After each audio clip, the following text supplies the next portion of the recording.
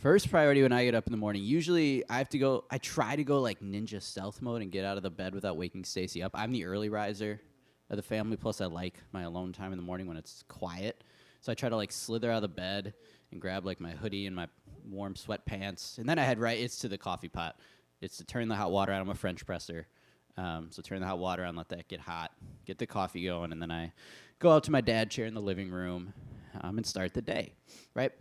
We all have priorities when we get up in the morning, whether we realize it or not. Maybe we just want to stay in bed. Maybe we're going to get going. Whatever it is, there's something that we do to start. There's a priority to it. There are also priorities in life. We all have these as well. Priority lists are important, right? I remember specifically we moved in to our house 10 years ago now, and it was like priority. What are we going to do first as we're unpacking? Or what do we got to do? We got to set a list, right? Priority lists are important.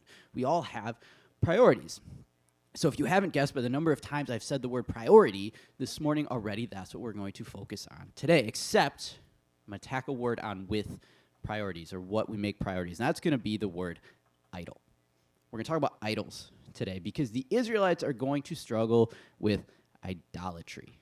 And the fact is, the Israelites struggled with it, but we struggle with it today as well. It may not be in the same way, and we're going to get to that in a little bit, but we also struggle with idolatry. And I think where I came up with as I was thinking about this is that we tend to sometimes turn the things that we prioritize first or at the top, we can turn them into idols if we're not careful. So what I want to kind of hit as the punchline today is this: prioritize God first, and he'll prioritize the rest. Prioritize God first, he'll prioritize the rest. So make God your top priority and let him prioritize the rest.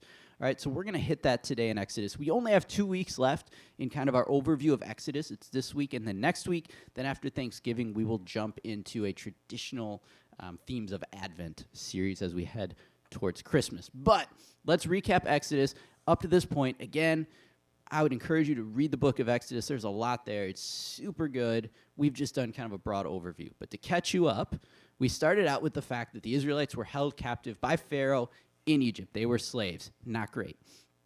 Moses was called through the burning bush to lead God's people out of slavery and captivity.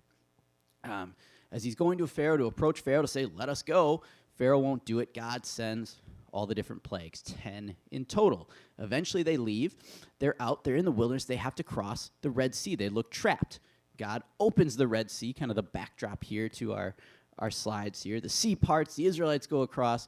The Egyptians try to catch up to them. The sea fills back up. The Egyptians are killed. Right? Should be all good here. God just saved their lives. But as human nature kind of goes, the Israelites have struggles, and they start to grumble about it. They don't have any food. They're low on water. Things were getting difficult, but God's presence was still with them in the desert. Right? And then last week, we talked about the 10 Commandments. God finally got his people to himself. He finally was going to clarify what it meant to be his chosen people, and he gives these commandments, which are like kind of moral ways of living, as a response to the fact that God saved them. All right, and that's what we hit on last week. Now, last week, the 10 Commandments were found mostly in Exodus 20. Today, we're going to jump all the way to Exodus chapter 32. So I'm going to do a quick little catch-up, kind of what happens in those 12 verses that we're not touching on. And really what hits is God expounds on the 10 Commandments a little more. He talks more about idols. He talks about other laws and guidelines, talks about how to handle Hebrew servants and what happens if you unintentionally injure somebody and the protection of property. So he's talking about all this. Then in Exodus 24, kind of starts setting up today, Moses heads up the mountain to confirm the covenant with God. And God starts giving instructions on the building of the tabernacle, which will be the place of worship for the Israelite people. Now, there's a lot of detail in these sections about how to construct it, what it should look like, all this good stuff. But it finishes with Moses having the tablets with the laws and instruction on them. The issue and where we get to today is this. Moses has been gone for a long time. He's been gone for a long time, and this starts to get at the Israelites. So that's what we're going to dive into today. Is Exodus 32. We're going to read verses 1 through 8 and kind of see what's going on here. It'll be up here on the screen behind me, also bookmarked there in your Bibles. But let's read Exodus 32, verses 1 through 8. It says this. When the people saw that Moses was so long in coming down from the mountain, they gathered around Aaron and said, "Come, make us gods who will go before us. As for this fellow Moses who brought us out of Egypt, we don't know what's happened to him." Aaron answered them, "Take off the gold earrings that your wives, your sons, and daughters are wearing and bring them to me." So all the people took off their earrings and brought them to Aaron. He took what they handed him and made it into an idol, cast in the shape of a calf, fashioning it with a tool. Then they said, "These are your gods, Israel, who brought you up out of Egypt." When Aaron saw this, he built an altar in front of the calf and announced, "Tomorrow there will be a festival to the Lord." So the next day the people rose early and sacrificed burnt offerings and presented fellowship offerings. Afterward they sat down to eat and drink and got up to indulge in revelry. Then the Lord said to Moses, "Go down, because your people whom you have brought up out of Egypt have become corrupt. They have been quick to turn away from what I commanded them and have made themselves an idol cast in the shape of a calf. They have bowed down to it and sacrificed to it and have said, 'These are your gods, Israel, who brought you up out of Egypt.'" We will stop there. Moses has been gone up the mountain for a long time. The people get impatient. Where's this leader who led us out? Right? And they're not saying this nicely, like, "Hey, where's this great leader who led us?" It's like, "Where's this guy?" It's a coarse, indignant tone towards Moses. They're getting frustrated with him. Also, they said, "Moses who brought us out of Egypt." They already are not recognizing the fact that it was God that brought them out. So they're already straying. Right? What they want is they want a visible God. They want a God they can see, a God with a face that's right there in front of them. But they also pluralize it. It says gods. This gives way to the fact that the worship of multiple gods for them is coming. This was the old way. This is the Egyptian way, not the worship of God. So Aaron tells them, "All right, bring me all the gold jewelry that you've been wearing." This is probably gold taken from Egypt.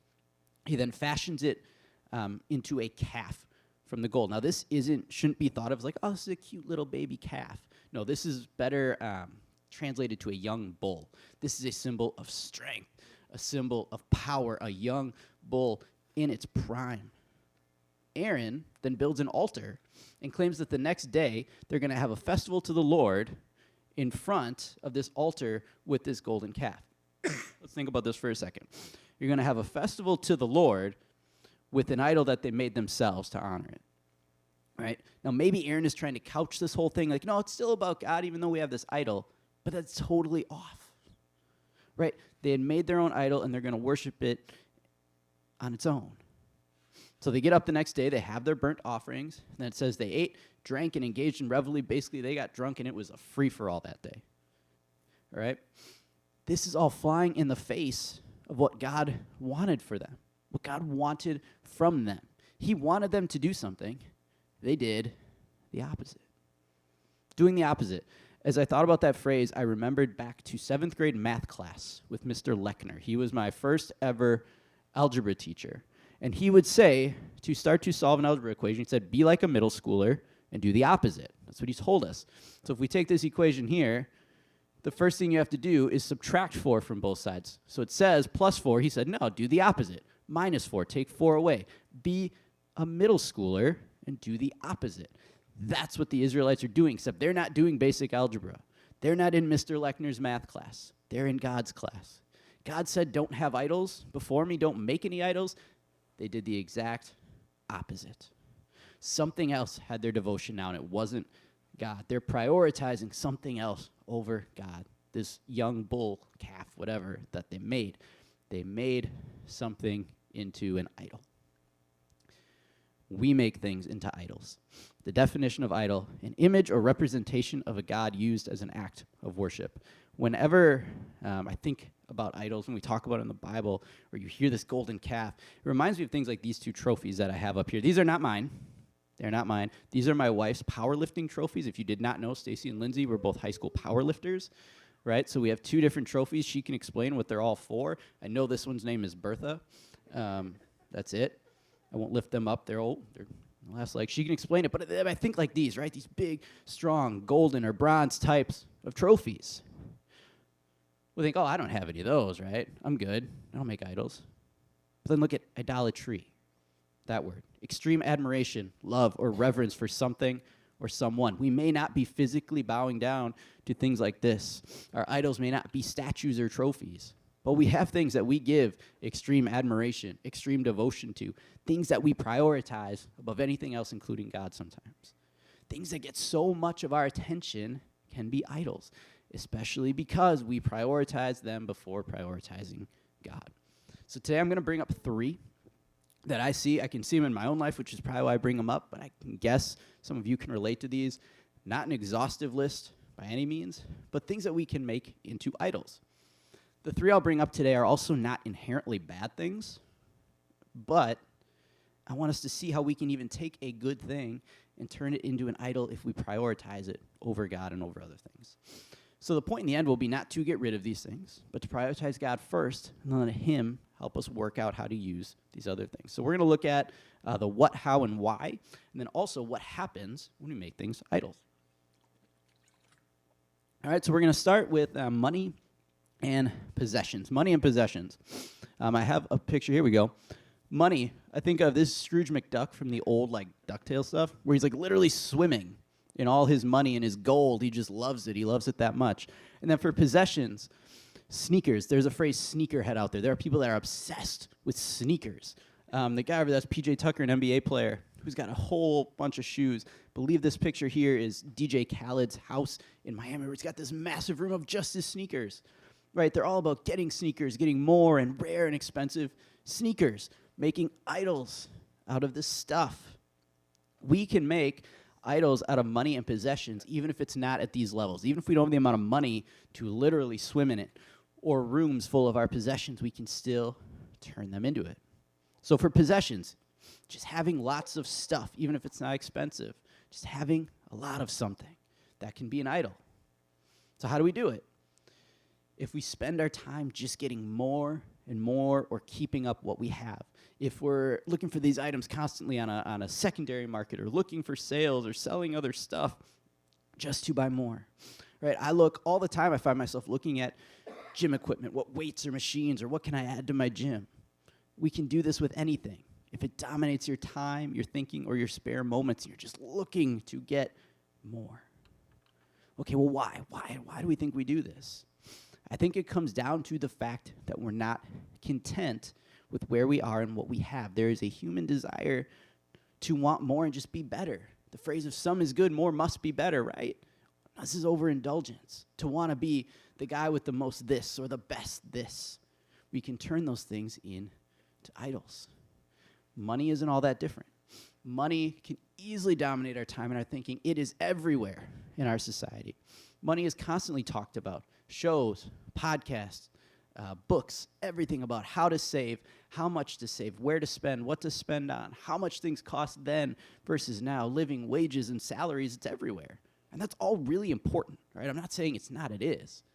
We have to have some type of money to live and survive in today's world. And there's nothing wrong with having a lot of money. There's nothing wrong with having a little money. But we can still make it an idol if everything we do is about how much money we have, either getting more or keeping what we have, right? And there's nothing wrong with saving or planning and being secure, but when it's your constant devotion and it's keeping you from God and others, becomes an idol, right? When it's all you talk about, every conversation is, I just got my bonus, or here's my salary, or here's what I invested in, here's my raise, right? Those are good things, but when we prioritize that first, it easily becomes an idol. And with money, I think we do it in large part with a lack of trust in God. We feel like we need more because we don't feel like God has provided enough. Or we keep holding on to what we have and maybe not being generous with it because we're worried, I don't know if God's going to provide enough later. Right? That's back to the manna scenario from a few weeks ago where God told the people, don't keep the manna overnight because He's going to provide every day. So what happens when we keep money and possessions as idols and we prioritize them? We lose our trust in God, we lose our contentedness in God, and we start putting our trust in ourselves and take it away from God. Hebrews 13:5-6 says, keep your lives free from the love of money and be content with what you have, because God has said, never will I leave you, never will I forsake you. So we say with confidence, the Lord's my helper, I will not be afraid. What can mere mortals do to me? The Lord is my helper. Not my money, not my stuff. It's God. Trust God, not your money and your stuff. Trust God first, and then trust God to help you use your money and your stuff. So that's money and possessions. Second one I want to bring up is lifestyle and routine. Lifestyle, the way you live your life. Now, we all have some type of lifestyle, whether we really focus on it or not. These are part of the things that just make us who we are a little bit. Now, for many, it involves some type of routine. Maybe some love a strict routine. Some rather fly by the seat of their pants and have zero routine. Either way, that's something that involves routine. Think about a routine, the things you have to do, the way you organize your day. I have to do X, Y, and Z no matter what. That routine part, I am speaking to me more than anybody else. I am a routine-oriented. I love my routine. I want that in my life, right? I get up, I have my coffee. I shared some of this earlier. Have some time with Jesus. I make breakfast. Jeremiah goes to the bus. I get a workout in. I take Joella to school. I'm the parent. All the parents roll up with their cups of coffee. I roll up with my protein shake after the workout. Then I go back home, and I get to work. That's my routine. That is every day. And I get messed up when that gets shook up. Maybe you say, I eat out X number of times a week. Or I watch the show or event consistently. I have to vacation here every year. That becomes part of your lifestyle. And inherently, again, there's nothing wrong with having a good lifestyle or routine. But are you giving it too much priority and devotion? Maybe you focus on somebody else's lifestyle and make that the idol. Wow, their life, man, they look like they're just having fun. Or that looks stress-free. That looks relaxing. Or that looks flashy. Or that looks quiet. It's just something that we turned into an idol because it just dominates. We put the priority on having that. And these easily become idols, lifestyle and routine, because we chase them before we chase God. Use my routine as an example. We'll go back to me. We'll call myself out because I need to. Now, note my routine that I share in the morning. It involves spending time with God. It also involves a big part of my routine, writing these sermons every week. But I can still make that an idol because I chase it. I chase the routine because I need to check all the boxes. I need that familiarity with it. It makes sense. It's comfortable. It's nice and safe in the box that I live my life in. Leave me alone in my box. That's where I want to be, right? But I can make that an idol if that's all I'm focused on. For lifestyle, if the look of your life or the comfort matters more than anything, it's almost like you make that lifestyle your identity rather than making your identity a child of God, right? You start saying things like, this is me. Without this thing, I'm not me. It becomes an idol when we put so much more focus and effort on it. It becomes, this is me. This is what I do. This is who I am, rather than being a child of God, right? I thought about that phrase, this is me. This is who I am. There's a song by country artist Luke Combs. I love Luke Combs. And a song called Doing This. And the whole thing, the song kind of comes from, you learn about him because in the song he's asked, if you weren't doing this, being a country star, what would you be doing? And he says, I'd still be doing this if I wasn't doing this. The whole point is I'd still be doing the music. I'd still be playing with the band. I'd still have shows, big or small, because the lifestyle, everything about being a musician, that's just him. It's a part of who he is. We can do this with our routines and lifestyles, feel like they make us, that they make us who we are. Why? Why do we do this? To a large degree, I think it's because we have some control over this. We can control our routine. We have some control in our lifestyles. We want control in our lives. That's normal. It's normal to want control of your life and your lifestyle and your routine. I get that. I said when my routine that morning of those 6, 7 things I'm going to do every morning doesn't happen, I get messed up. It messes with me. I get it. We have this need to want to know what's going to happen and not want things out of the ordinary. A lifestyle. A lifestyle can also bring us peace and comfort. You know, thinking, this is my lifestyle. This is the life. I'm at peace, I'm at comfort. This is what I need, some type of lifestyle. And I get all that. But when we do that, what can happen is we can confine Jesus to that box, our box, that same box we're in, to try and only allow Jesus to move within the confines of our box and what we'll allow, or to seek peace in our lifestyle rather than seeking peace in Jesus. But if we chase Jesus first, well, then we're safe when he does lead us out of the box and take us somewhere that we wouldn't usually want to go from our routine. I don't love it. I don't. But I'm safe with Jesus when he does it. If we seek peace in Jesus first, we have peace and comfort in a way that doesn't let us down. John 14:27 says, "Peace I leave with you, my peace I give you. I do not give to you as the world gives. Do not let your hearts be troubled, and do not be afraid." Finding peace and comfort in a lifestyle will work for a little while. And then eventually it lets us down. But Jesus doesn't. Jesus can't. So prioritize Jesus before your lifestyle and your routine. All right, so there's money and possessions, there's lifestyle, routine, and the third one that we turn into an idol is time. I want to talk about time. How many of you feel like you can frequently say the phrase, "I got nothing but time"? I see no hands. That's kind of the point. I can't say it either. This is just a demonstration. I'm not raising my hand. There was a time, this was back in May of last year. We had a leadership retreat at a little place outside of town. And we actually had time because we were just there for an overnighter. And I remember specifically, Stacy and I in the middle picture, we're sitting in this hammock. And the guy facilitating the retreat walked by and he's like, "You guys just look relaxed." I'm like, "Yeah." Because we had nothing but time. We didn't have to go pick up the kids. We didn't have to go to karate or gymnastics. Or I didn't say, "Dad, I'm hungry. Dad, I need a snack. Dad, where's this toy?" None of that. We could just sit, and these are other examples. There were benches there. People were just sitting on. There was nothing but time. Time is so easy to turn into an idol because of how much attention we give it, how much time we have, and how we use it. Time is an asset. Trust me. It might be one of the most valuable assets out there.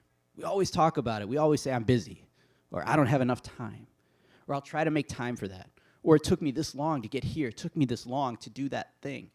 Many of you have to track the number of hours you work for your job. I take time. I time out these sermons. Believe it or not, I do prepare for these, and I time them to see how long they take. Time, it's everywhere. Time is huge. So how does it become an idol? We covet it. We hold it tighter than anything. We obsess over it. We track it. We schedule our time down to the minute. It becomes our first response when people ask us something. "I don't have time," or "How long will it take?" It becomes the factor behind the decisions we make. We can make time an idol when that becomes that solo factor behind decisions. And I think we do it because we, by and large, don't believe we have enough time. And I understand that 100%. I feel that way too. We feel like we just want more time. I'm reading a book by a guy named, I'm going to blank on the name, John Mark Comer, a book called The Ruthless Elimination of Hurry, basically trying to convince everybody to just slow down a little bit. And he said, we always think the solution to this issue is just having more time. He's like, no, it's not that at all, because we're just going to fill it with more stuff and feel like we don't have enough. But we still feel like we want more of it. It's not so different from money and stuff, because time is valuable, and that is so true. Time is really valuable. And it gets hard because people want it from us. People want our time, right? Friends, family, kids, job, you name it. So we might hold it, we protect it. But we can do that without thinking about God and what he wants us to do with that. What happens when we turn our time into an idol? When we prioritize our time before prioritizing God? We get rushed. We get stressed. We might do more, but actually accomplish less when we focus on that. We miss things. And one thing that tends to get missed is God. When we idolize our time, we might cut him out of the equation completely. Maybe it's like, well, nope, I can't take that 10, 15 minutes to pray and read my Bible anymore. Maybe, this is the one I run into, we prioritize our time with him, we build it into a schedule, but without prioritizing him. It's like, okay, I checked the box of reading my Bible, I prayed, I did it. We aren't actually looking around to see what he's doing, listening to hear what he's saying. We're so focused on our own time, we miss his actions, we miss his words, we miss his presence, we miss what he's trying to show us right in front of us because we're so focused on our own time. Ecclesiastes 3:1 says there's a time for everything and a season for every activity under the heavens. There is time for what we need to do. Believe it or not, I don't love saying it either. The solution isn't more time, but it's prioritizing it. And it's hard, okay, to say that. You don't want to hear me say it. I don't want to say it. But that's what it is. It's prioritizing God first. It's prioritizing that time and say, God, okay, spend my time with you. I'm going to look for you. Help me figure out the rest. Prioritizing time with God first, time with God, but also prioritizing God himself and what he's doing. So this week, we're a week and a half away from Thanksgiving, which then launches us into Christmas. Super busy time. I love Thanksgiving more than any other holiday. I'm ready. But think about your priorities this week, even as things start to pick up. Think about your priorities. Where do you put God? Not just the time with him, but everything he wants to do in your life. And then look at everything else. What's keeping you from putting God at the top? I understand this is not an easy exercise. It may not be easy to figure out. I don't think it's supposed to be. But we can do it. Because I'm going to focus this week to make sure that God is that top priority. And I would encourage you to do that same thing. Do that with me. Because when you prioritize God first, he will prioritize the rest. Let's pray. God, I thank you for today. God, I thank you that we have the opportunity to make you our top priority. And God, that when we do that, you show yourself. God, we can see you, we can hear you, we can feel you. So I pray that this week, God, through all the craziness and busyness, routines and money and stuff and time and work and sickness and all of it, God, there's a lot. And I know in this room, everybody's got a lot going on. I pray that all of us would prioritize you first. You. Looking for you, hearing from you, seeing you, and spending time with you. And then, God, I pray that you would really be a parent in how you want us to prioritize the rest of the stuff in our lives. God, help us see that, all of it. So, God, I thank you again for today that even though in this section, the Israelites screwed up, and God, we make the mistake, too, of making things into idols. I thank you that we're forgiven for it, and that we can try again, and we can prioritize you first. We thank you. In your name.